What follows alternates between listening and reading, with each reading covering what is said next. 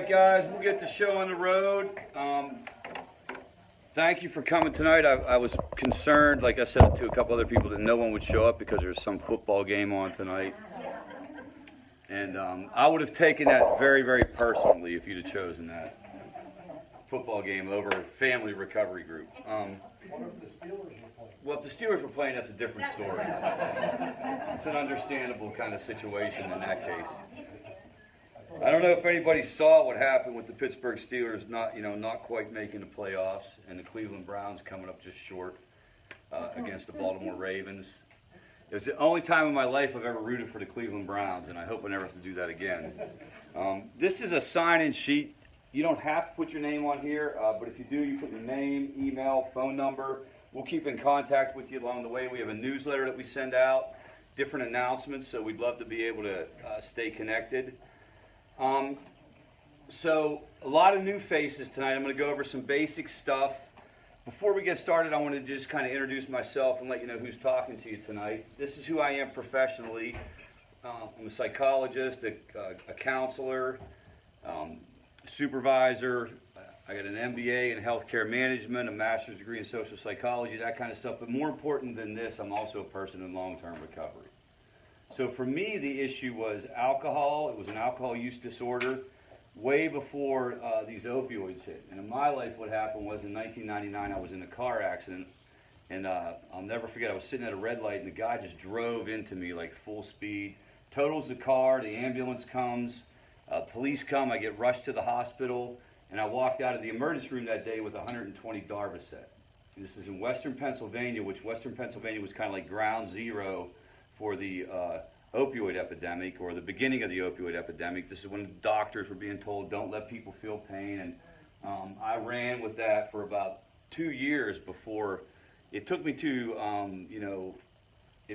place that was just, I completely didn't understand what I was dealing with. It involved suicidal thinking. It involved that withdrawal syndrome. I didn't work in this field at that time. I was in the business world. I worked in the HR department of a large healthcare organization, and an intervention was done on me. Now, I always tell people, this usually is more important to tell people if I'm talking to recovering people.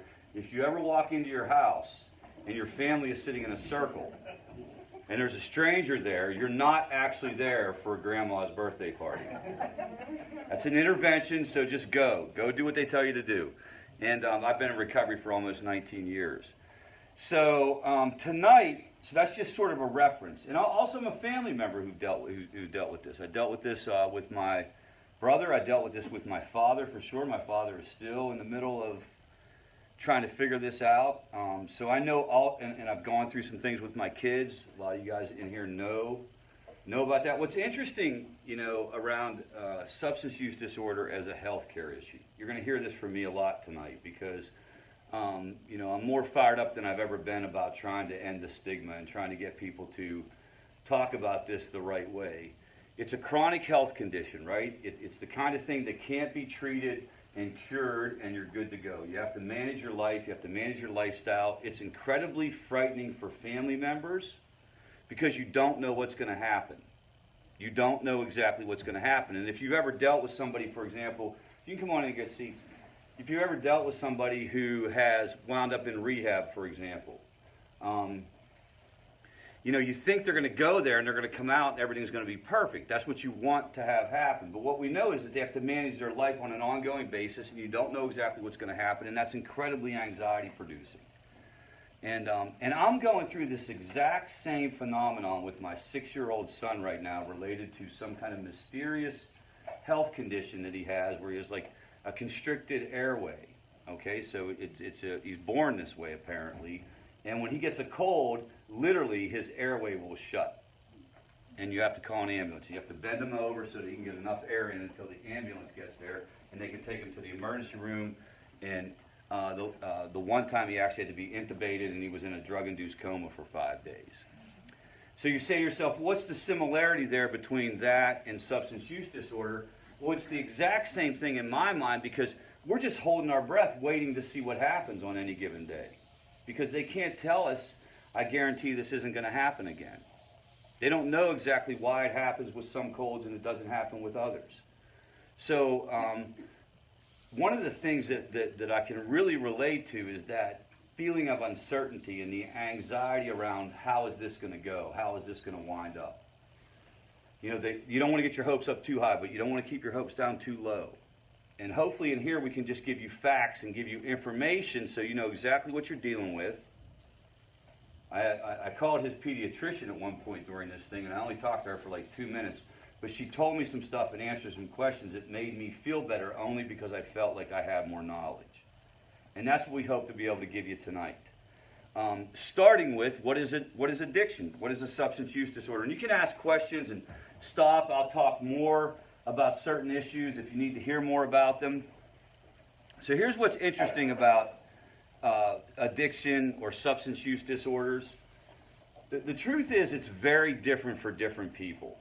It's not the same for all of us. How it went down for Rich at the age of 32 is completely different from what the experience is going to be like for somebody at the age of 21 or somebody at the age of 40, somebody at the age of 50. It's very different, and the causes, the truth, we don't really know exactly what the causes are. I'm going to give you the most common version of where addiction comes from, but there are all kinds of different things that feed into it. There's literally, like, some of us are born with less dopamine than other people. Dopamine is the neurotransmitter that allows you to experience pleasure. So if you're supposed to be running around with 10 units and you're running around with 8 and you can't experience pleasure or you don't feel contentment like everyone else, you're going to be naturally drawn to taking substances and putting them in your body to try to make up for that. Some people are dealing with co-occurring issues. If you're depressed, I think this will probably pass the common sense test for a lot of you. If you're depressed and you use substances and it takes you from a 3 to a 5, can you see how that's a great payoff? If you're not depressed, you're not going to have that same experience. If you have trauma in your background, escaping the trauma is very attractive for people. So all these factors have to be taken into consideration when you're thinking about your loved one and what they're dealing with. I'm going to give you some information, but I don't want you to think that that we paint with a broad brush. It's very individualized. Other things that feed into it, the age, especially the age of first use. How old you are when you start messing with any kind of substance. That's the biggest predictor on whether or not you'll develop a problem. The average age of people in treatment when you talk to them is around 13 years old. I've been doing drug and alcohol counseling for about 19 years, and I can count on one hand the number of people who waited till they were 21. If you wait till you're 21 to put substances in your body on a regular basis, it doesn't mean if you drank like one time, but in terms of regular use, if you wait till you're 21, you decrease the likelihood of developing a problem by about 90%. Because your brain is still developing. Your brain is still growing. Obviously, the drug that you use, the specific substance, gender has a lot to do with it, background, availability, other kind of issues that feed into that. Every single person is unique. So as I go through this, ask questions. We can try to clarify anything that you're dealing with. So here's the deal. There are a lot of people who misuse substances, right? There are a lot tonight. Again, there's this football game on, and there are going to be a lot of people tonight who are drinking something other than LaCroix. Would you agree? Yes. And some of them are going to drink a little bit too much of it. Yes. Would you agree? Looks like I'm doing a commercial for LaCroix. And also they might get involved in other stuff. And they might wake up with a hangover tomorrow, or they may even get in trouble tonight. Or God forbid, they may even get hurt tonight, or they may even die in a drinking and driving accident. And that doesn't necessarily mean they're addicted. Addiction is a whole different ballgame that involves a brain change. And so the hardest thing is, how do you identify somebody who's just kind of going at it hard versus somebody who kind of has crossed that line into addiction? Well, first of all, at FAVOR, we don't even distinguish between that. We don't really care. First of all, we don't care even if you want to quit. You don't even have to have that figured out. We just want you to start coming to our groups and learning about this stuff. Do you guys get that? If your loved one's out there and you could do anything when you go home, it would be encourage them to come to our groups. Our groups, you do not have to admit that you're an alcoholic or an addict. You don't have to say, I'm going to quit using or I'm going to quit drinking. We just want you to come, because what we want you to do is make informed decisions about your life. And we also want you to know that there's hope if you choose to move in a different direction. So you got a lot of stuff going on. You got a lot of people partying, heavy use, maybe even regretting it, but then they cross the line into this other thing, and this is as close as we can get to an x-ray, guys. This criteria in this box. So you sit down with someone like me, we do an interview, and we try to see if there's a pattern of any of these issues over the course of 12 months. Tolerance means it takes more and more of the same substance to get the same effect. So maybe you drank a 6-pack, now maybe you're drinking 24. Maybe you used to take 2 Percocet, now you're taking 12. That kind of thing. Withdrawal. Withdrawal is very, very specific. When you don't have the substance in your body, you're sick, and when you put it in your substance, the sickness instantly goes away. That's how you know it's withdrawal. Craving and preoccupation is an internal process. You think about it all. I don't know if anybody's ever craved anything. Yes, you have. You all have. Whether it's a cookie or these Facebook posts. I don't know how to turn them off. Let me do something about this real quick. Let me turn off the volume. There we go. All right. So, craving and preoccupation is an internal process. You can come on and sit down. There's some chairs over here. Some chairs over here. They're right in the back. Can't control is you go out, you plan on drinking 2 or 3 drinks and going home after happy hour, but you wind up staying out all night.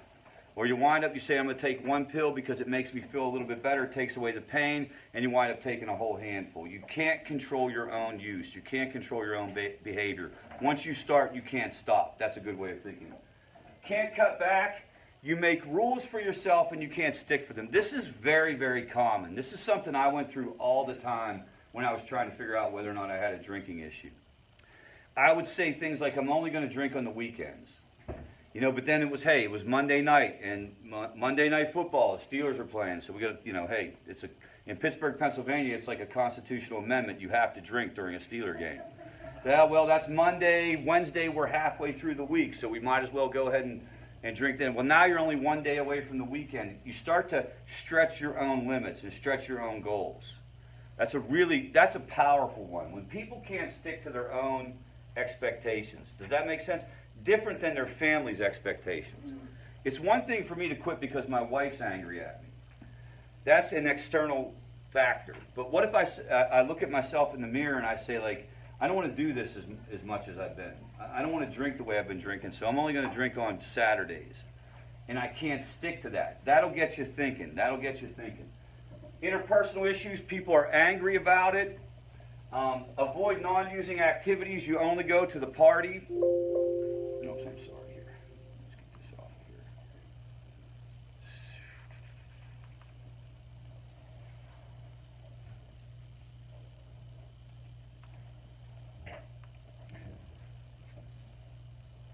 Great deal of time spent on using. It's a full-time job. Now, here's what's interesting about this.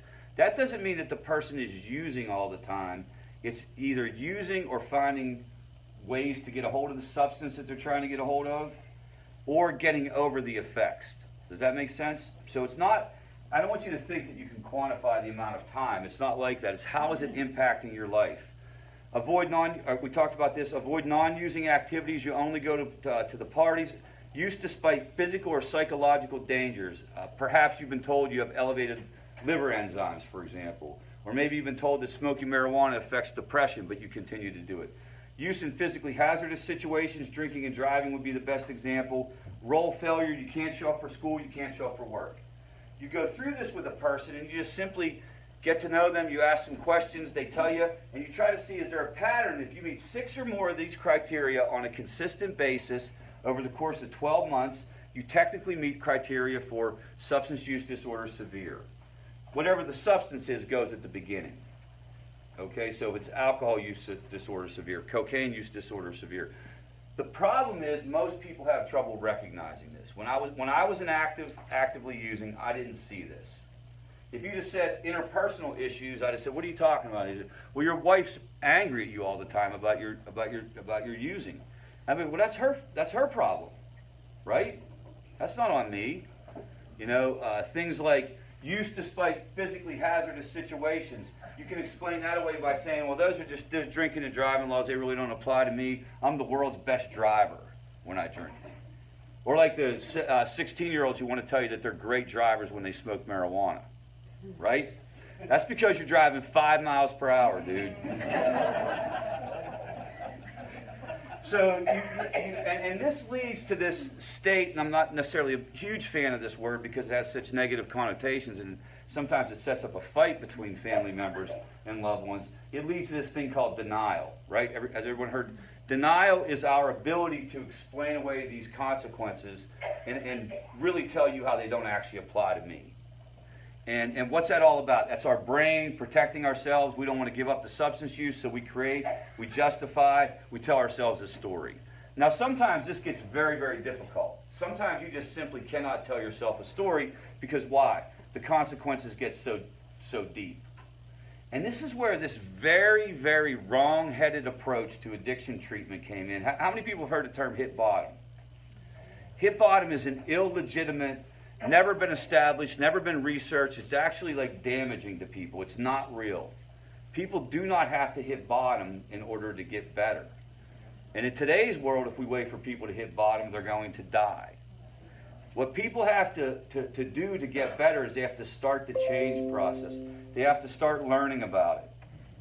They have to start educating. I'm going to flip out. They have to start educating themselves. They have to start trying. About 5 or 6 tries before you, sometimes it takes about 5 or 6 tries before you actually get this thing. Now, how does that impact you? If I stand up here and tell you that I'm saying like, don't let your loved one hit bottom. At the same time, I'm not telling you to rescue them. Do you follow what I'm saying? I don't want you to come away from this group thinking that I'm saying like everything we're doing is okay. Bail them out of jail. Continue to pay the rent even though they're spending the money on other things. That's not what I mean, but what I'm saying is that you want to try to keep the conversation going, and you want to keep trying to push the person toward recovery, because the idea of waiting until it gets worse, it's guys, it was just a slogan. It was just a saying that was thrown around at recovery meetings. It was never meant to guide the way we should handle this issue. Does anyone have any questions about that before I move on? Because sometimes that's confusing. I got a question. Yes. I've seen this multiple times, but is there a different treatment plan for somebody who's mild 2 to 3 versus a severe 6? Yeah, so the question is, this you also can get moderate or mild. Will the 2 to 3 go to a 6 if they're Yes, and I have another slide that talks about that. A lot of times you can wind up going to a 6. The issue is that if you're over here, you're supposed to be being treated in outpatient and doing it in the community. And technically, if you meet over here, you're more likely to wind up in rehab. This is the medical stuff, guys. This is called the DSM, the Diagnostic and Statistical Manual. This is what clinicians use to get reimbursed by insurance companies. So take this for what it's worth, okay? At FAVOR Greenville, we don't use this. There is no diagnosis at FAVOR Greenville. We don't care what you call yourself or how you think of yourself. We just want you to get better. We want you to feel better. We think of it as wellness and health over I'm an addict, I'm an alcoholic. So we don't fight that battle. But if I was running a treatment center, and when I ran treatment centers, I did have to fight that battle. You guys follow me? You get a code attached to this like you do with any other disorder, and that dictates whether or not your Blue Cross Blue Shield will pay for it. Well, if you're in South Carolina and you have Blue Cross Blue Shield, they will not pay for it. But that's a whole other issue. We can get into that at another time. Calm down. Don't get me started. All right, so that's about it. And this is really, if there's one advance, if there's one thing that could happen in terms of being an addiction professional that would be really, really eye-opening is if there was some kind of test you could give somebody that would definitely tell whether or not they had this issue. Because people don't want to, they don't want to say they have it, so they want to say like, I can keep doing this, it's not that big of a deal. If there was a blood test or some kind of like x-ray, we could slide them through it. I joke all the time, we could slide them through a PET scan and say, look, your brain has changed. But we know what would happen then, right? They'd say, put me through again. That was a joke, guys. All right, so the reason, we talked about this, the younger you are, the more likely you are to develop a problem because your brain is still growing. The heavier the drug that you put into your system while your brain is still going, the more dangerous it is. And so here's what happens. every time you do something pleasurable, every time you put any kind of substance into your body, really anytime you eat food, anytime you have a good conversation, there's a neurotransmitter called dopamine that is released. And dopamine allows you to experience pleasure. It really is, from an evolutionary psychology point of view, it's what gets us to go back and do the behavior again. And so think about survival of the species. If you have sex, it's pleasurable, you go back and do it again. If you get something to eat, it's pleasurable, you go back and do it again. And so it's a good thing. Dopamine is a good process. Whenever you flood your brain with these chemicals, when you take a drink or you take a pill or you smoke a joint, you put an extraordinary amount of dopamine into your system. And what will happen is, for some of us, over time, the brain will shut off the production of dopamine to compensate from being flooded over and over again. It's analogous to what happens with type 2 diabetes. With type 2 diabetes, you give it to yourself. You put stuff into your system, you flood your body with insulin, and eventually the pancreas shuts off the production of insulin. It's exactly the same process with addiction. And so, think about it logically. If the production of dopamine is shut off and the neurotransmitter that allows me to experience pleasure is gone, what am I going to wind up doing? I'm going to wind up compulsively seeking something to try to make myself feel better. And I don't know what I'm dealing with. This is where education and information is really important to people. They don't understand that the substance caused it. They just know they feel terrible. And you hear people say this all the time. I started to use, or I started to drink, not for the party, but to feel normal, to feel okay. Now, where opioids are concerned and other substances, you can also couple in physical withdrawal and things like that. So picture, guys, this is where people do the things that make you scratch your head. And why you're saying, like, what is she thinking, or what is he thinking? I can't believe he would do that again. Doesn't he know he's going to go to jail? Doesn't he know that the probation officer is coming over? It's because there has been a brain change. There's been a fundamental brain shift, and you can think of it as completely irrational at that point. The problem is we don't know exactly who that's going to happen to. In my family, there are 3 of us. I'm the oldest. I'm in recovery. I choose to not use substances at this point in my life, and that's been the way it's been for the last 19 years. My middle brother went to treatment. A very interesting situation. He went to treatment when he was like 19 or 20, and did very well and stayed in recovery for a bunch of years. But now he drinks, and he drinks uneventfully. Does that make sense? It's like 20 years later. When I heard he was going to drink again, guys, I flipped out. Some of you might remember this. This is like 5 years ago. I flew to Pennsylvania to confront him on the fact that he was drinking again. Now understand something. When he went into treatment, he was 19, all right? At this point in time, he was like 43, 44, and a great job with a engineering company that does some stuff with like limestone and things. Great paying job, great family himself, daughter, totally different situation. But I went up there and I flew, and what did I do? I confronted him because I thought he's going to go back to his old behaviors because I've been conditioned. And what I really have to realize is that he was so young when he went into treatment that he probably actually hadn't crossed the line. Does that make sense? And after all that time went by, he was able to go back to it successfully. So here's the truth, though. We don't know who falls into that category or not, so what do we have to do? We have to play cautiously. And we have to, if anybody asks me, did I fall into that category, I'm going to say, we don't know whether you did or not, but let's treat it as if you did, because why take a chance? Do you guys get that? Yeah. That's the most honest thing that anyone can tell you. That's the most honest thing. Why take a chance? Now, here's what's happened to me. For me, recovery, what it's done for me is it's no longer about what I can't have. I don't even, I'm gonna do a rant. You guys know my car rants that I do on Facebook. I'm gonna do a rant about this. I don't even necessarily want to identify as a person in long-term recovery. I want to identify as a dude who doesn't drink or use drugs. Does that make sense? I don't like the label. I don't need the label. It was a healthcare issue. It was a problem in my life for a period of time. I've taken care of it. I like the way I feel when I don't put it in my body. I like the way I'm clear-minded. I'm better at my job. So I choose not to do it on an ongoing basis. That's how we want people to think about it.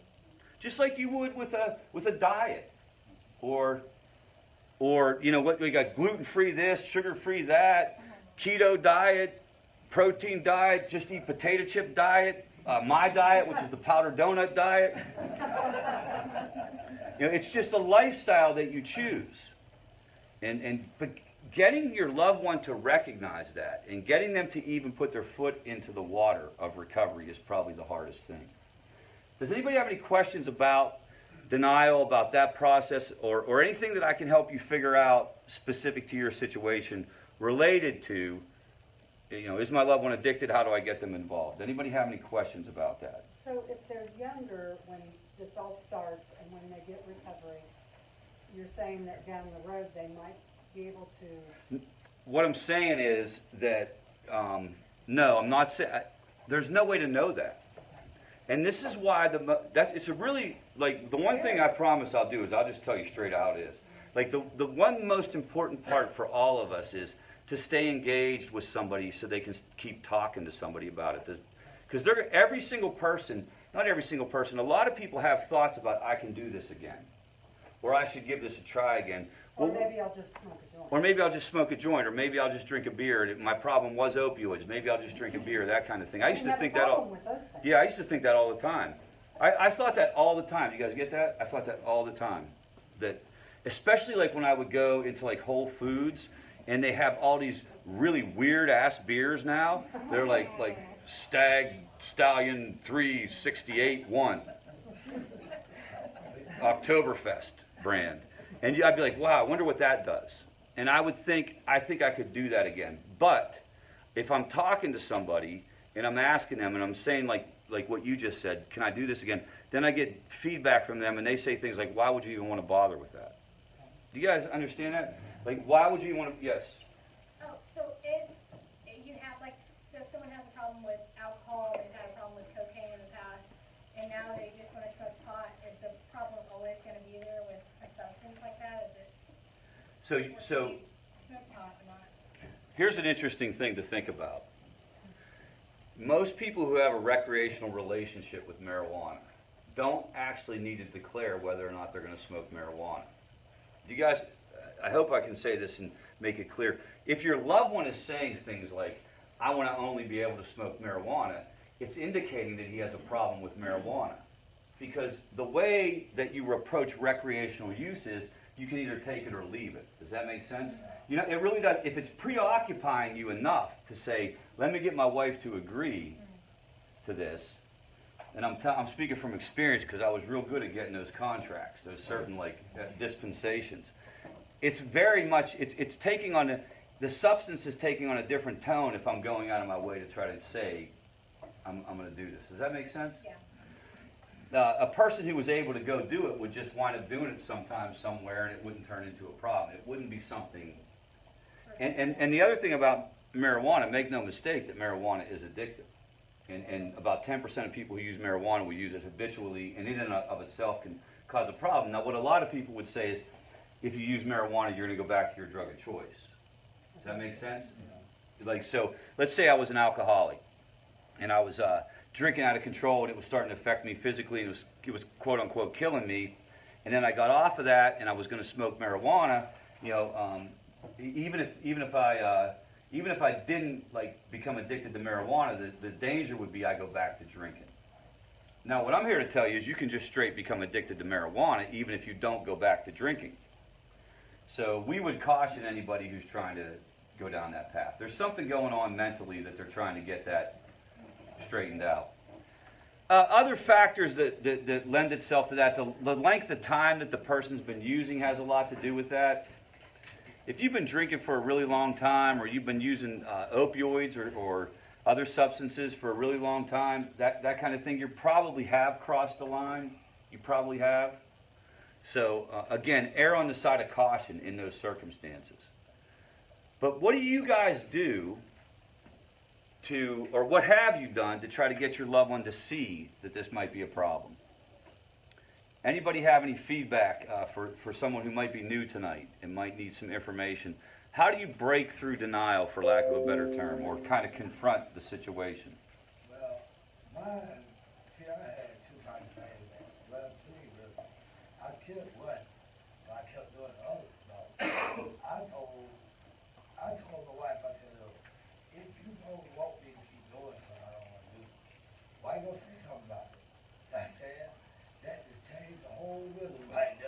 That she did say something finally. It wasn't nothing crazy, like, she said it in the right way to say it. Yeah. Like, it wasn't no yelling and fussing, or the whole, you know, she just had a straight up conversation. Yep. And it bothers me, you know what I'm saying, I hate So bothers let me use that as an She example. never drunk smoking, I ain't never left people Yep. like that. It's just my surroundings when I was young, you know what I mean? So I don't have the slide up here. I'll do it next time. But what you said is very important. So the deal is, in order to like break through denial or get a person to look at their behavior, it's going to be much more effective if you talk about it in a rational way, where you kind of lay out your argument. You sort of say, "Here's what I'm thinking," than it is if you confront it through argument, debate, threats, consequences, that kind of thing. I mean, So what's the, and I don't judge anyone for doing this. I've done this in my life. But the common scenario is so-and-so uses, they come in, they're under the influence, and what does family members, what do well-intentioned family members do at that point? You're drunk, what are you doing? Don't you understand what's going to happen? You're going to lose your job, get your act together. This is what people would say to me all the time is, you need help. You need help. And it would always turn into an argument. I would get heated then. I would get defensive. If you've ever been told to do anything, or anybody's told you let's take alcohol and drugs off the table. Think of anybody ever giving you any feedback or giving you criticism and being really aggressive about it. What do you do whenever someone's really aggressive with you? You push back. Walk away. You push back and you think of reasons why they're wrong. Okay? So, let's take smoking, for example. Let's take other substances off the table. You need to quit smoking, Rich. This is getting ridiculous. The kids can smell it on you when they come in, and you're going to die from this. And I immediately start saying things like, you don't know what you're talking about. I don't smoke as much as you think. I'm not like your dad. I'm not like your uncle. Have you seen how much? I mean, I've had one pack of cigarettes for the whole entire week. And while I'm saying that, I'm defending myself, right? But psychologically, while I say it, the more I say it out loud, the more I believe it. This is a psychological phenomenon. The more we say something out loud, the more we believe it. So while you're confronting the person, you may actually be producing the opposite of the intended effect. So a rational conversation, where you're talking and you're saying, this is how it makes me feel. This is what I'm seeing. I'm not saying that you're an alcoholic. I'm not here to tell you that you need how to run your life, but this is what I'm seeing. When you came over for Thanksgiving, you didn't even make it. You didn't even make it to dinner. You were passed out on the couch, and I'm really worried about you.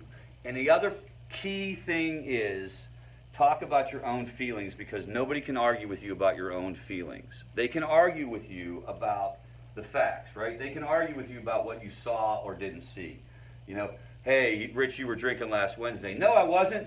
Actually, I had this happen in an intervention I did. It was fascinating. The guy lost his mind because his wife was saying, you were drinking last Wednesday, and he was like, no, I wasn't. No, I wasn't drinking.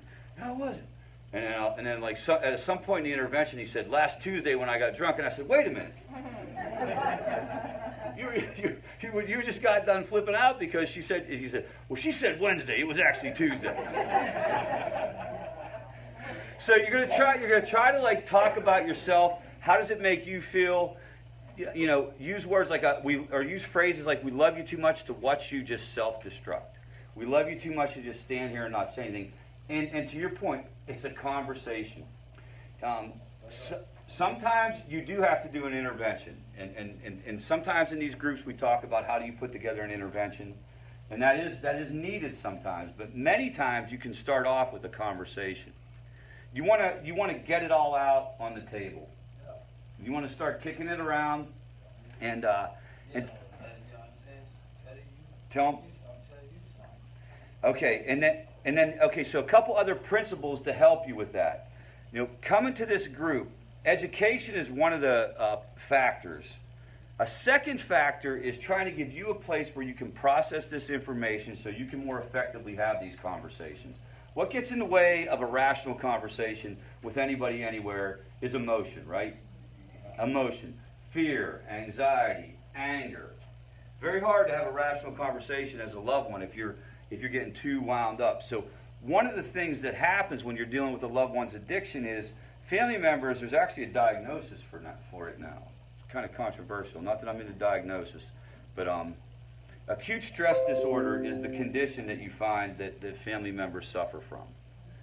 And what this is this has been, it wasn't defined to deal with addiction. It was defined to deal with any kind of trauma or any kind of life-threatening event.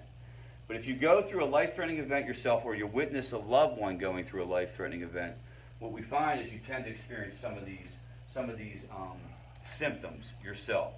One of the most significant is a dissociative state. When I went through what I went through this summer with my daughter, who's doing great now, but I have a 20-year-old daughter who, flamed out this summer, and I had to do an intervention. Right, I've done 500 interventions in my career, but doing one on your own family member is not enjoyable. I would disassociate. I would be talking to people at work, and I was so traumatized by literally fearing for her life. I don't know if anyone here can relate, but if you've ever feared for a loved one's life, and you feel like you're not present. If Dory and I are talking, it's as if I'm not even actually in my body. A lot of times people will say you feel like you're above yourself, watching yourself. Negative mood, avoidance symptoms, this would be people who shut down. Arousal symptoms is the opposite. These are people who become angry really easy. You can suffer this, and some of you have experienced this. And if you don't process this, it can become post-traumatic stress disorder. It can become more of a permanent condition. The problem with people dealing with substance use is sometimes these crises are reoccurring, right? Some of you have a loved one that you've dealt with, especially young people. I mean, I got to tell you something. I am absolutely beside myself with the explosion of these overdoses, okay? And we've lost somebody very dear to this organization. And the threat of that process and the idea that these drugs are now being cut with fentanyl and carfentanil, and they're being passed around as fake prescriptions and things like that, that is going to frighten family members and take this whole thing to a whole nother level. And if you're dealing with a young one, a young person in this area, maybe in their 20s, maybe in their late teens and stuff, man, you got to be in here, and you got to be talking to us, and you got to be calling, and you got to be letting us try to help you figure this out. Get a coach. You got to get a coach. You got to get strategies. You got to not give up on the situation. Like I said, I've been doing this for 19 years, and I've never seen anything like this. Now, you may have to detach from the situation. There may be times when you have to set boundaries and say, I can no longer do this. It's killing me. Or I don't have the resources to send you to treatment again. But you got to keep looking around and keep searching, because we cannot, again, go back to that idea of hitting bottom. We got to get rid of the concept of hitting bottom because of these issues that we're now faced with. So what can keep this from becoming a permanent condition is talking about it.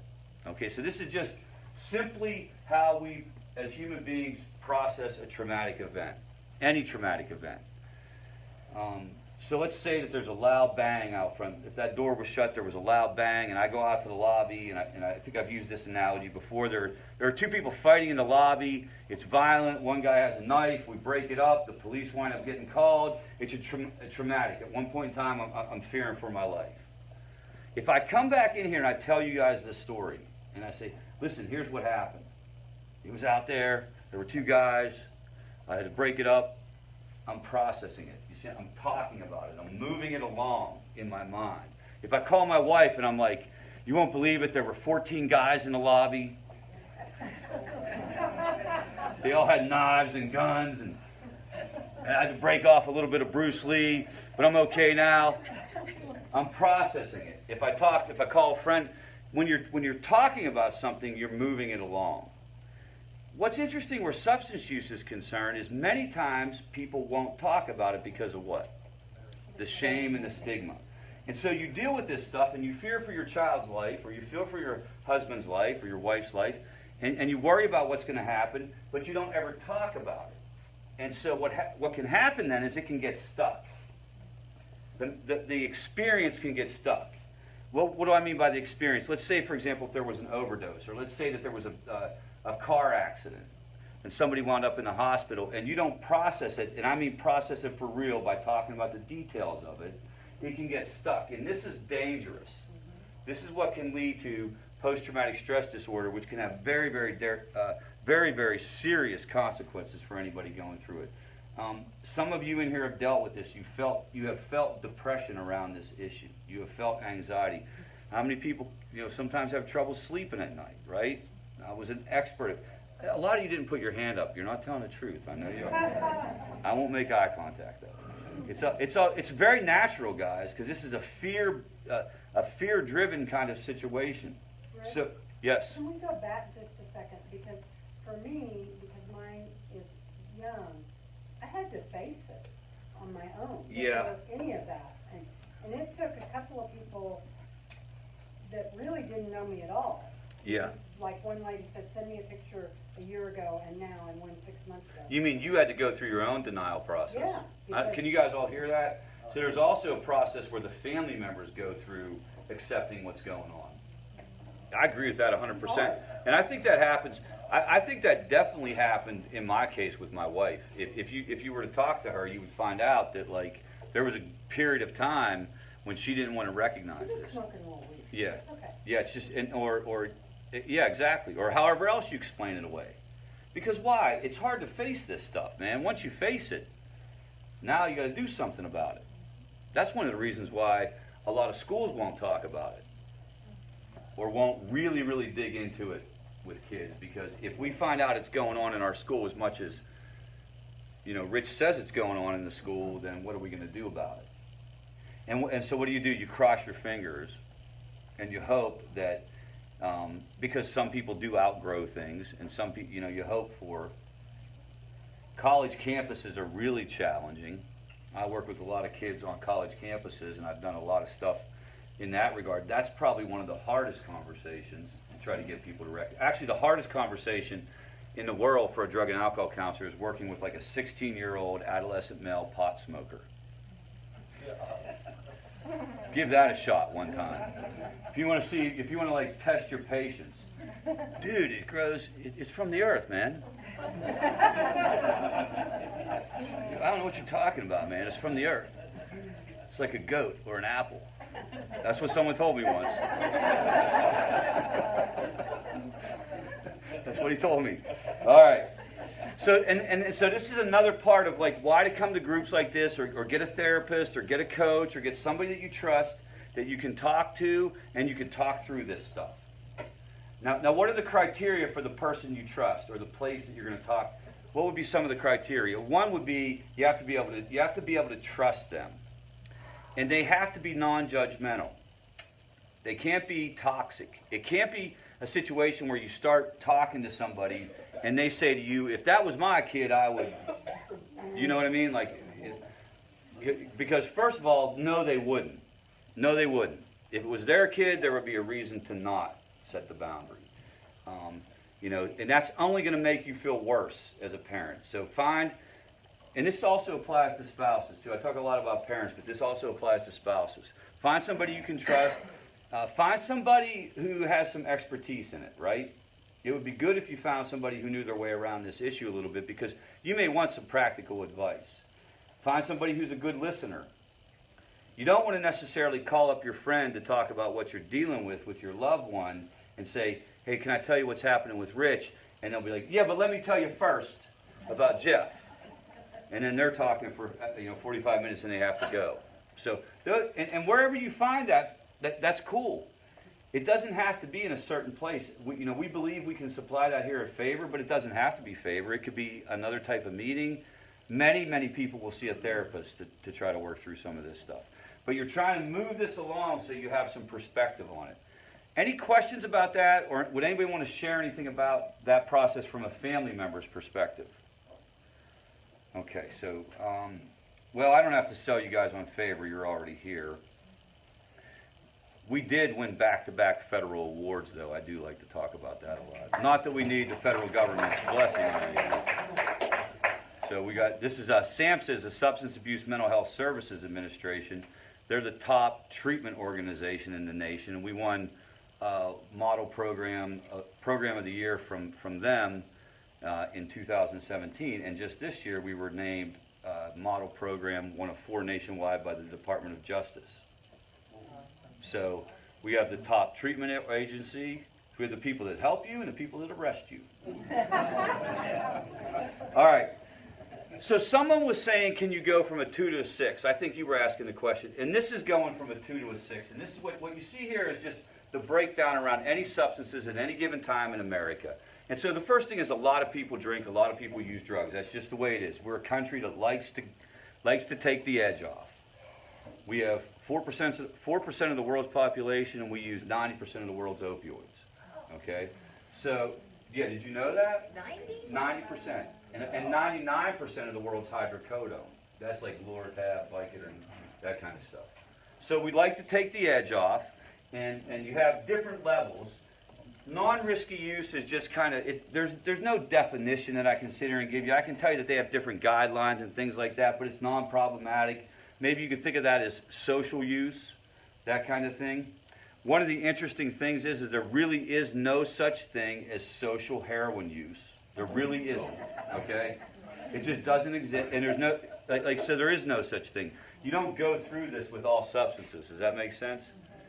And then you go up to risky use, and everybody here knows somebody who's been in risky use. I mean, I know people that I went to college with that were worse than me, that were way out of control, right? I don't want to hang with that dude or something, but they were able to stop. They didn't cross the line into this 15.9% of addiction. And so that's what, they're not using the term, how do you go from a 2 to a 6, but that's what's happening here. And it happens over time. I want to see if I have, here's actually an image of the process. And I don't know if you guys can all see this, because this is very important. Because it used to be debated, this whole idea of like the dopamine deficiency process and what happens in the brain. Is this a brain issue? Now you can make an argument that it's not necessarily, it's not really open to debate anymore. So what we have going on here is this is a normal functioning brain with the neurotransmitter dopamine. This is a person who can experience pleasure as anyone else can. This is you go through the day, it's a beautiful day, hey, everything's cool, had a great time. You go, you go to the event, you're not drinking, you don't care, you have a good time, you go fishing, you're not drinking, you have a good time, no big deal. You feel life, you experience it the way you're supposed to in terms of pleasure. Not euphoria. You guys understand what I'm saying? I'm not this isn't euphoria. This is just everything's okay. What's happened over here is over time, through the flooding your brain and blowing up your dopamine over and over and over again, the brain has overcompensated and shut it off. And again, this leads to the obsessive seeking of the substance. Another issue that you deal with when you're dealing with substance use, I should also I mentioned physical withdrawal. So you have that psychological process right here where you're craving the substance to try to make yourself feel better. The second thing is physical withdrawal. What are the substances that give you physical withdrawal more than others? Alcohol gives you physical withdrawal. There are only two substances you can die from if you come off of in the wrong way. One is benzodiazepines and the other is alcohol. Okay? Opioids will give you a terrible withdrawal syndrome. So you have that factor, you have the psychological factor, and then you have this issue of craving. And so this experiment was interesting. What they did was they took people and they put them in a PET scan, and they showed them images. In the first condition, it was just nature videos. Squirrels, lambs. Lambs? That's a weird thing to say. There would not be lambs. Goats or something, jumping around, everything's fine, waterfalls, all that kind of good stuff, all right? They take the same person, they put them back in, they show them the same video, but they flash, like milliseconds, images of things like white powder, street corners, rolled up dollar bills, and the amygdala fires, and this is where the craving process. And this was used to illustrate the power, especially in early recovery, the power of external environmental triggers, the power of seeing someone who maybe you used with before, the power of smelling alcohol, the power of, believe it or not, things like music, certain scenery, certain places. It'll fire, and this craving process gets better. It goes away. No one can say exactly how long it takes. It's different for different people. But that's also like a third leg of the stool that you have to watch out for, and one of the reasons why that makes it so difficult for folks. This is really hard today Because this has happened from the beginning of time. I went through these cravings whenever I was in early recovery. I went through these random triggers and stuff. But see, the substance that I would relapse on was alcohol. I wasn't going to die. I mean, I could have, but I probably wasn't. But if you relapse on some of these other substances, you're playing with your life. So this is why we have to get people very, very aware. You have to overcompensate. You have to protect yourself by staying away from certain people, places, and things. Does that make sense? And if you've ever, probably a lot of you have been triggered on other things. You know, you're doing great with your diet. You walk in the kitchen. You walk by. I don't know how many people have noticed how much sugar there is here at FAVOR Greenville. Right? There's that bowl of candy out there. Who knows what will be in that kitchen at any given time? You walk by the powdered donuts the first time, you don't take them. You're good. You walk by the second time, you don't take them. You walk by the third time, you grab the whole pack, you shove them in your mouth, and you got white powder on your nose, which is bad if you run a treatment center. Right? So what is that? That is your brain being triggered. Cigarettes, it happens all the time. I mean, you guys have probably experienced this. People have to guard against this in early recovery. What do I mean by early recovery? You can define that certainly the first 90 days. Some people would say the first year. I would say overprotect yourself in that regard. So for me, I had to avoid, believe it or not, I had to avoid like doctor's offices. How about that? My main trigger were these prescription opioids. To this day, if I see a prescription bottle, there's a little thing that says, see what it is. Telling you, man, it's. Now, I have the skills and the ability, and it doesn't it's not like it's a craving. Does that make sense? But it's still this little part of my brain being dinged a little bit. And so people have to watch that. So that, guys, that is addiction. That is what it looks like. That is a substance use disorder across the spectrum. I'm going to move into a couple other things, but before I do that, what questions do you have about that process? Anybody have any questions about? Yes. With withdrawal, if someone is an alcoholic and they stop drinking and they don't have withdrawal symptoms, that can happen easily. It can happen easily. Everybody's not the same. There will be people who drank their whole entire life and just stop drinking and not go through withdrawal. We always recommend a person go to a facility just because you don't want to take chances with that. why would it happen then to some and not others? Just like any other medical condition. You know, it's very hard to explain, how do I wind up addicted? My brothers don't. How does so-and-so wind up with lung cancer after smoking for 5 years, but this guy smoked? I mean, we all have somebody in our family who smoked, ate Big Macs, drank Jack Daniels, and lived to be 140, right? How does that happen? It's people's bodies are different, that kind of thing. There's really no rhyme or reason. The reason why people get sent is you don't want to take a chance on that. The downfall around alcohol is it's a grand mal seizure. That's the issue that could occur. And so you don't really want to take a chance with that. Does it matter how much they drink? The more you drink? The more you drink, yes, absolutely. The question was, does it matter how much you drink? The more you drink, absolutely. The substance, in my experience, that's the most dangerous is benzodiazepines, like Xanax, that kind of stuff. You have to be exceedingly careful, and the withdrawal can take a while. The actual detox in the withdrawal process can take a while. How long? Oh, it can take. One of the problems is it's a lot longer than they keep them in treatment. When somebody comes out of treatment from a benzo treatment episode, they need to know that they're still going to have trouble sleeping. They're still going to feel that dissociative state. That can last up to a year. It's very mismanaged in terms of the way it's handled as a healthcare issue, because your typical treatment stay is about 28 days. So they're not necessarily, and that may work with certain substances, but something like benzodiazepines, I would make the argument you need to be much longer than that. And that's it's a physiological response to the substance, and again, there may be some people who don't respond that way. You'll hear strange things, like people will talk about using amphetamines, for example, and being able to use amphetamines kind of like right up until it's time to go to bed, and then they'll go to bed. You'll hear other people talk about if they drank a cup of coffee right now, they're not going to sleep for like 7 days. You know? And what is that all about? That's just we are all, it's like that first slide I had that talks about how different we are as people. And we cannot, that's why trying to figure out like your individual approach to recovery is so important. And that's why more important than anything is don't give up on this process for your loved ones. And then for you guys as this too, but don't give up on the process. Just because the way Rich did it didn't work for you doesn't mean you're not going to figure out how to get this thing done. You're different. Yes. If someone does Xanax, doesn't it make them sleepy and that sort of Yes. thing? So the effects, absolutely. Okay, and Yep. then, if they use opiates like heroin, that's very dangerous. Yes. Why are they even trying to do that if they're taking Xanax then? So the question was, why would they mix Xanax and an opioid? Both of these are central nervous system depressants, right?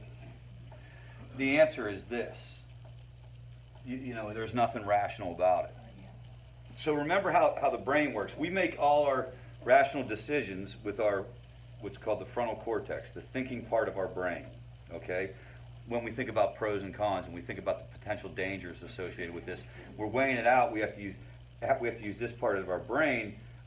Addiction accesses the instinctual part of our brain, what's called the midbrain. And the midbrain will always win out over the thinking brain because we don't need to have our thinking brain to survive. Does that make sense to everyone? The brain is actually three parts. The first part is called the primitive brain or the lizard brain, and that's what we need. We have to have that functioning. That keeps your heart beating and keeps you breathing. The next most important part of the brain is called the midbrain, and that's where all the instinctual stuff. That tells you to eat when you're hungry. It tells you to drink when you're thirsty. That's where addiction resides. So it always takes precedent over the thinking part of your brain. It's a great question. I don't know if anybody could hear what you said, but like, why would somebody mix opioids and benzodiazepines? Why would somebody use knowing that fentanyl is cut into the substance? Why would somebody continue to drink even though they know that their kids are going to get taken away? Or they know that their wife is going to leave, right? This is the stuff that you have to get in touch with, and you have to challenge yourself on whether you believe this or not. Because how you answer that question for yourself is going to, dictate how you deal with this issue. My answer to that question is because it's a brain change. It's no longer a rational person. It's like an alien has come down and sucked, their brain out and put another brain in there. And now the good news is once you put the substance down, this changes. You can come back online and you can live my brain is over here now. But how long did that take? For me it took about 90 days. That's Yeah. long. Yeah.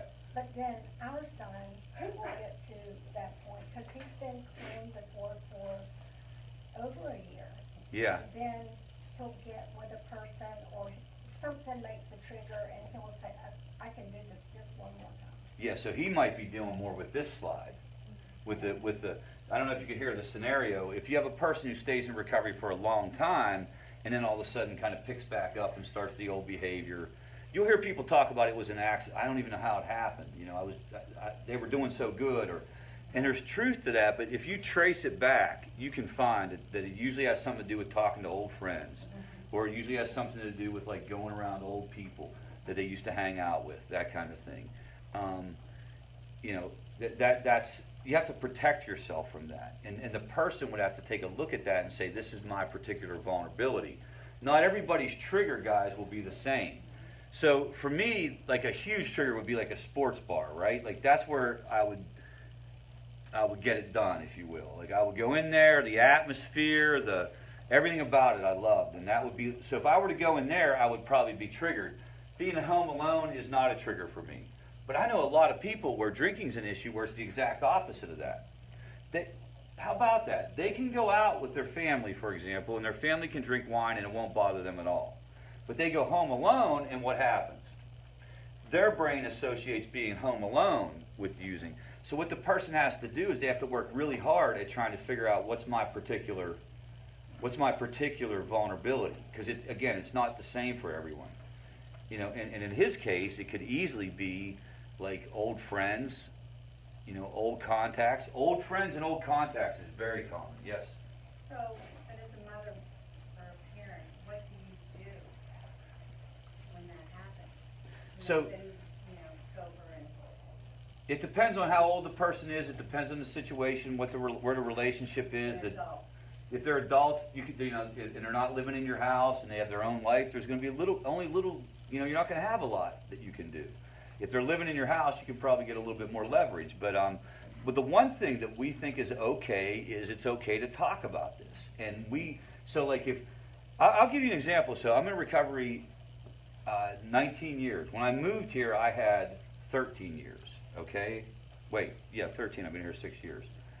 My mom, called me concerned. Not because I was moving up. She heard that when you move away from your hometown, you have to start your recovery groups all over again. And she was worried that I might not be able to get involved. And I was like, do you know what I do for a living, Mom? But what was going on there? She had learned something at some point in time. It struck her a certain way, and she called me and asked me about it. Now, I'll be honest with you, it irritated me a little bit, especially when she told me I should think about yoga. Okay? But I didn't get angry, and I can see where she was coming from. I could absolutely see where she was coming from.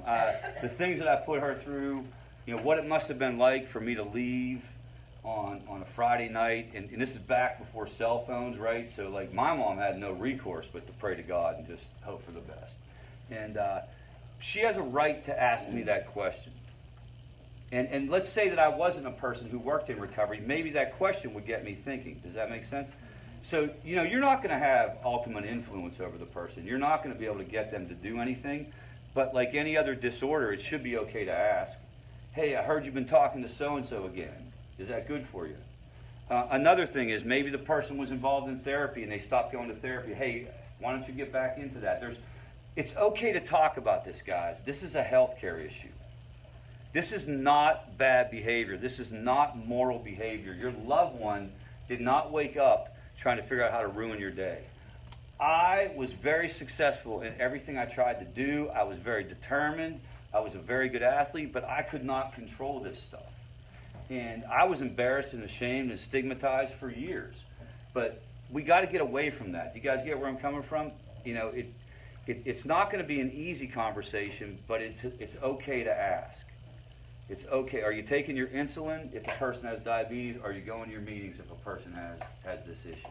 Did somebody over here have a question? Yes. I was just going to say, as the family member of someone, especially a parent, even when you get better and learn to react differently and think different, when a trigger happens, you go into that mode in a split second. Yeah. Like you're so conditioned. Yeah. You almost physically, your brain has to help you stop that reaction because you just dive right in. Yeah. It's almost like a trauma response. And the trigger can be a variety of things. The trigger could be, depending on the circumstance, so-and-so didn't answer the phone. We don't know where he is. What's he doing? We don't know where he is. We haven't heard from him. It could be 1,000,001 different reasons for not hearing from him. The phone could have legitimately gone dead. You know what I mean? They could be reading a really good novel. But where does your mind go? Worst case scenario, yes. You said if you do not live in a house, then there's not much you can do with an Well, adult child. yeah. Okay. Does that go also, we haven't touched on this tonight, as being an enabler to that adult child? If they don't live in your house and you're not providing them income, You have little financial leverage over them. There's two different, I shouldn't say you don't have leverage. You don't have financial leverage if they're not under your roof. but are you less able to enable them to continue with their habit, their addiction, if they don't live in your house? So you have less tools in your toolbox. So there's two different ways to get a person in terms of addiction, to get a person to move toward recovery. One is called financial leverage. Financial leverage is literally, I'm paying the rent, you live in my house, if you're going to continue to do what you're doing, this isn't going to work. Does that make sense? Or I'm paying for college, or whatever it might be. You have some kind of hook in there. The second type is called emotional leverage. Emotional leverage can be just as powerful as financial leverage, and it would be things like, I I can't continue to take these phone calls when you're drinking. It just breaks my heart. Here's the thing. We do not want to make you feel the way we make you feel. It sucks. We do not want to hurt our family when we're doing these behaviors. And we don't want you to let us know that we're hurting you. Does that make sense? We do not want to hurt our family when we're doing this. I loved my mom. I never questioned that. There was nothing intentional, but I don't want to know that I'm hurting you. I don't want so when my mom would cry in front of me, okay, or say something about this, I would get very, very upset. It had nothing to do with money. It had nothing to do with living arrangements. I was way out of the house by then. It had to do with this emotional connection where I didn't want to hurt my mom. I didn't want to hurt, it was a whole different, and it impacted me. It impacted me tremendously. It didn't get me into recovery that day, but there's no question in my mind that it got me to recovery earlier than it would have otherwise when she finally started telling me what she was going through. When you do X, Y, Z, it makes me feel. Yeah, no one taught her to say it that way. Yeah. Suppose you had a video Yeah. of my son under the influence. Yeah. And nodding off and worried, and she's worried that he might even be ODing. Yeah. And you actually have a video from your camp. Yeah. And you It's a good sent question. that to him. Yeah. I don't know that you should do that. Yeah, you probably, what I would do, the question was, what if you have kind of like video evidence or the person's in denial and you're trying to get them to see exactly what this is like? I've heard this question a lot more than you might believe. We would say, don't do that. We would say, don't do that, because what you're doing is it's kind of like a battle that he can engage in. You know? No, but he's not in denial. Right, so there's really no reason to send that. Okay. You know what I mean? Like, so the only reason that anybody has ever told me is like he doesn't believe it is happening. He just diminishes what's going on. It's just going to be something for him to get angry about. If you guys he's in the process of recovery, and this is what sucks about it, especially for young people. Sometimes there's some studies that say 6, 7, 8 times. And he has put together recovery time, and that is good stuff. What you guys need to keep letting him do is you just need to be straight with your loved one. You need to be straight with them. How about that? How about that rule? I'm not going to be mean, but I'm also not going to sugarcoat it. It makes me feel terrible. I haven't slept for 5 days. You're breaking my heart. You know? They'll get defensive. They'll push back. They'll get angry because what's going on is that it's aggravating to us because we don't want to hear that. We don't want to see that. You'll hear some situations, and this usually happens more between husband and wife, but you'll hear some situations where the person will be using and they'll continuously seek out how the other person's feeling. Hey, do you love me? How are we doing? Is everything okay? Because they know that they're hurting the person. And they want the person to say everything's okay. You may experience that with your kids too. Like they want you to tell them that everything's okay. Everything's not okay. I love you, but I can't watch you self-destruct like this. And that plants seeds. That plants seeds. I can remember all the things that led, not all the things, I can remember countless things that were said to me along the way that led to me finally making a decision. And when I went to recovery, I'm not supposed to say this because this isn't how it works. It's supposed to be like one day at a time for the rest of my life. I knew when I went that I was never using drugs again, never using drugs or alcohol again. I knew it. I just was like, okay, this is cool, I'm done. Because all that stuff added up. You would say like it was the intervention, right? It wasn't an intervention. It was a series of conversations, a series of experiences. It was people becoming willing to, actually it was my mom and my wife becoming willing to go to groups like this. That was a big deal. Once I knew that they were kind of learning about this stuff and they were sort of like pulling the curtain back a little bit, that was a game changer too. The one caveat to this, guys, is if it gets dangerous, right? And this is where it's so hard to tell people what to do.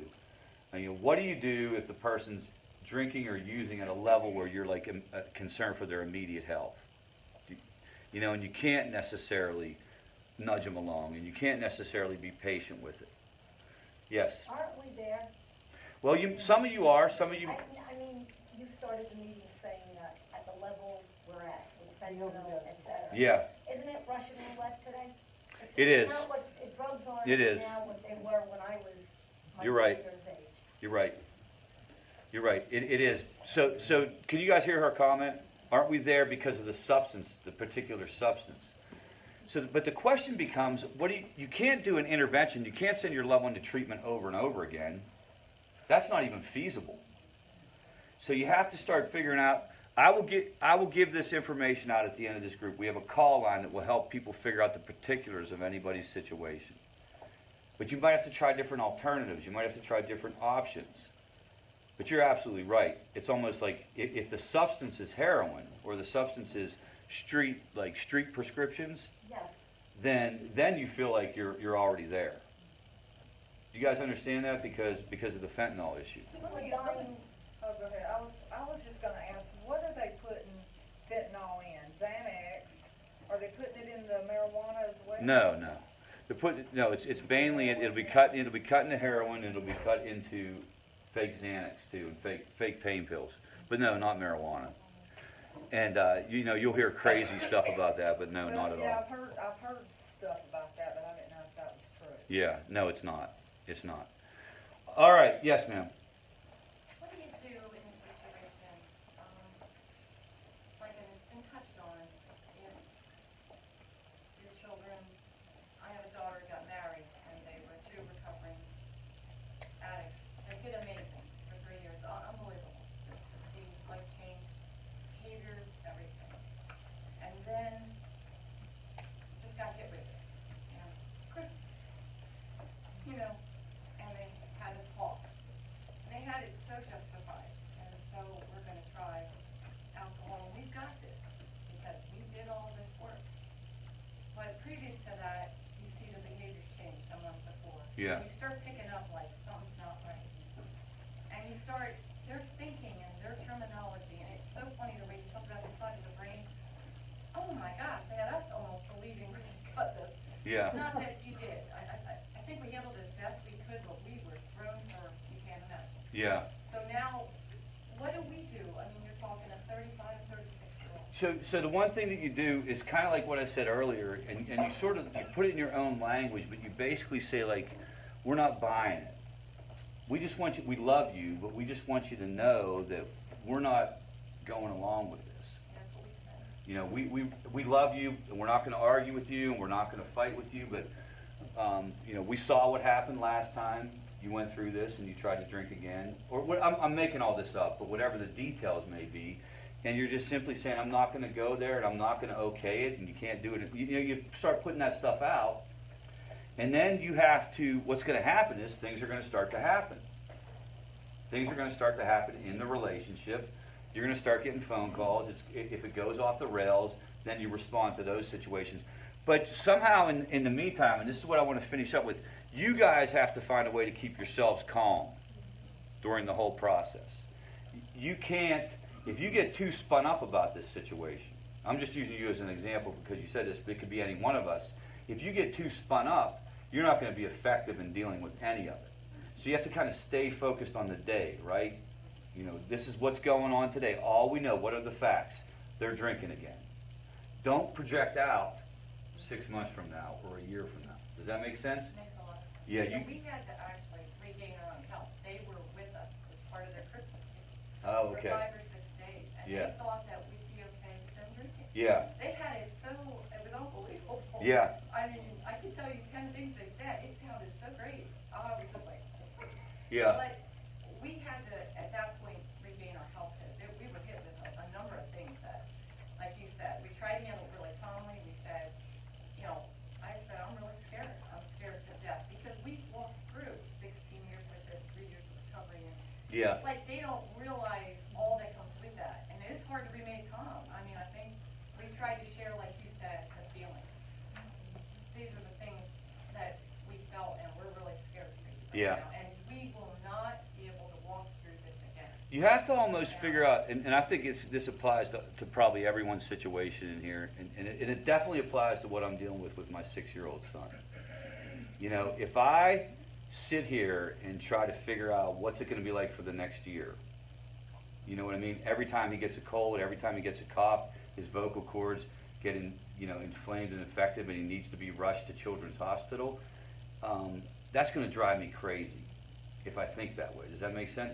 And the only thing I can think is that today he's okay, we have a plan in place. Today he's okay, we have a plan in place. You'd have to do a similar thing. Today, we know what's going on. She's drinking. We're not okay with it, but we didn't get a call from jail, and she's not in the hospital or anything like that. We're going to take it for what it's worth today. Yep, and you have to condition your brain back to that over and over again. I want to go over a couple exercises to talk about reducing stress real quick that family members can use. Well, really anyone could use this, but this would be for you to use while you're dealing with these catastrophic or anxiety-producing situations. Remember, your brain is conditioned to notice the negative. This is what's going on. Like, our brains are wired to notice bad things. It kept us alive. From an evolutionary psychology point of view, it was very useful to be anxious because you didn't get eaten. The dude who was chill was getting eaten. Does that make sense? So, our brain is conditioned to notice the bad stuff. So we have to make ourselves notice the good stuff. And this comes down to a couple different exercises. The first one is, well, I don't have it up here. 3 good things. Okay, so 3 good things goes like this. At the end of the day, try to do it at the same time every day. Before bed, or you can even do it after work. Write down or even mentally take note of 3 good things that happened that day. This isn't a gratitude list in the classic sense where you're like, I have my health, I have a good job, I have a house to live in. That's a gratitude list. 3 good things are really specific good things that happened on that day, and give yourself an assignment to do that for 30 days. What that'll do is it'll make your brain pay attention to good stuff going on during the day so you can take note of it. So like you could be like tonight, you could go home and be like, that meeting didn't suck as bad as I thought it was going to. Stuff like that. Or like you were going to be late for work, but you caught, no traffic. You were standing in line. My favorite is, you're standing in line, you're number 10 in the grocery store line, and all of a sudden the cashier comes up and you go from 10 to 1. Those good things, write them down, condition your brain to notice the positive. That's one exercise. These are proven, researched interventions around stress. A second is what we call the free 3. Go outside. Now, if you can't get out into nature, that's fine. Go out, walk around the building, take a break from work, listen to music, and laugh. Those 3 things have been shown to elevate people's mood. We recommend, upbeat music, but hey, whatever you're into, listen to music, go outside, and laugh. Also, check yourself and start working on, again, this isn't any certain type of spirituality or any certain type of meaning. It's not like that. It's not about trying to define any religious practice or anything. But what we know for sure, people who are able to find meaning in their life deal with stress and adversity better than people who don't. Okay, so whatever that meaning is for you, however you define that, this is a good time to kind of get back into that. If you're dealing with some uncertainty, this is a real good time to try to get back into whatever that is that drives you in that area. Is life about something more than you? We recommend that you read the book Man's Search for Meaning, at least the first section before he actually goes into the clinical stuff around logotherapy. When Viktor Frankl talks about his experience in a concentration camp. He was an Austrian Jew, and he was taken into a Nazi concentration camp, and he was one of the very few people who survived there. And he talked about he was able to tap into meaning in his life while he was in there. And for him, it was professional meaning. He literally wrote the book, Man's Search for Meaning, while he was in the concentration camp, in his mind. He would also steal pieces of charcoal and write some parts on pieces of paper. So you try to get in touch with some of the deeper things in life. You guys, prayer and meditation, for example, prayer. You know, pray in the morning, pray in the moment, pray all day, whatever it may be. All right. And the one last thing is, it is possible to change your perception on any situation, right? So, two people will look at an event in two different ways. That's always possible. So, you're going to see there's different things to see in this picture. So, how many people see an old woman? How many people see a young woman?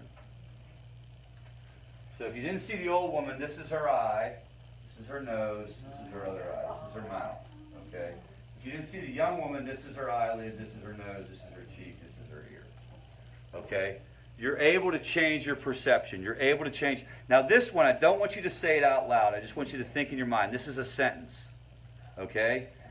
Now if you know this, don't blow it. So just read that to yourself. How many people saw happiness is now here? How many people saw happiness is nowhere? What's interesting about this is we can literally prime you to see what we wanted you to see in this. When they did the social psychology experiment around this, when the subjects came into the lobby, if they had positive news on TV and uplifting magazine articles and really cheerful receptionists, everybody saw happiness is now here. If it was the news today, you know, and all that stuff, people would see happiness is nowhere. Okay? So this is all about you're able to change your perspective, you're able to reframe your thinking. All right, so I'm going to let you guys out a little early tonight because of this football game. All right? But listen, I just want to say a couple things really quickly. Thank you for being here tonight. I'm glad so many people showed up. I will be back here next week. We'll be doing another lecture next week. If you have any subject recommendations, if you have anything that you think that we should be talking about, let us know. You can let your coach know. You can let me know after group. But thank you for being here. That's all we have, guys. And if we get a second, we're going to close this thing with the Serenity Prayer.